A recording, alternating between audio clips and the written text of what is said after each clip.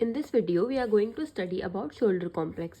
Shoulder complex किस किस से मिलकर बना होता है? क्लेविकल, स्कैपुला और ह्यूमरस। और वो कुछ इस तरह से डिजाइन होता है कि वो हमारे 3 जॉइंट्स फॉर्म करते हैं जो कि लिंक करता है हमारा अपर एक्सट्रीमिटी को थॉरेक्स से।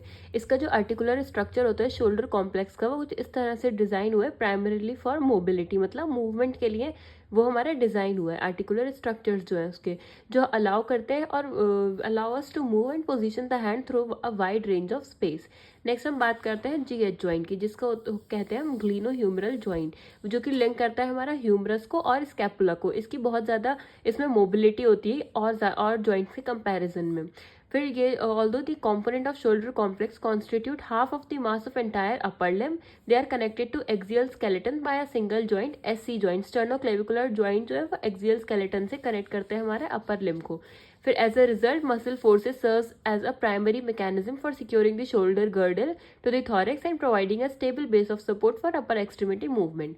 हम इसके नेक्स्ट हम कंपोनेंट्स की बात करें शोल्डर कॉम्प्लेक्स की, तो इसके हम अगर बोनी सेगमेंट देखें तो इसमें हमारी 3 मेजर बोन्स इन्वॉल्व है, क्लेविकल, स्कैपुला और humerus.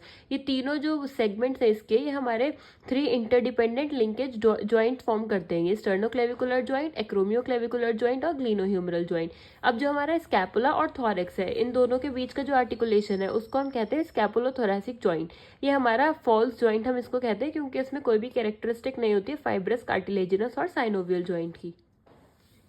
Scapular motion on the thorax is a function of sternoclavicular, acromioclavicular और combined sternoclavicular and acromioclavicular joint motion। फिर ये हमारे फंक्शनल ज्वाइंट होते हैं। एक स्कैपुलोथोरैसिक ज्वाइंट होता है, इसको हम फंक्शनल ज्वाइंट कहते हैं, मैंने अभी पीछे ही बताया था, ये हमारा फॉल्स ज्वाइंट होता है। और दूसरा आता है हमारा सब एक्रोमियल या फिर सुप्रा ह्यूमरल ज्वाइंट। सुप्रा का मतलब ऊपर और ह्यूमरल का मतलब ह्यूमरस, तो ह्यूमरस के ऊपर है सुप्रा ह्यूमरल, और सब एक्रोमियल मतलब एक्रोमियल प्रोसेस के नीचे। तो ये कब कब फॉर्म होता है हमारा, जब हमारा हेड ह्यूमरस के हेड का मूवमेंट होता है below the coracoacromial arch. Although the movement is in this functional joint plays an important role in shoulder function and dysfunction.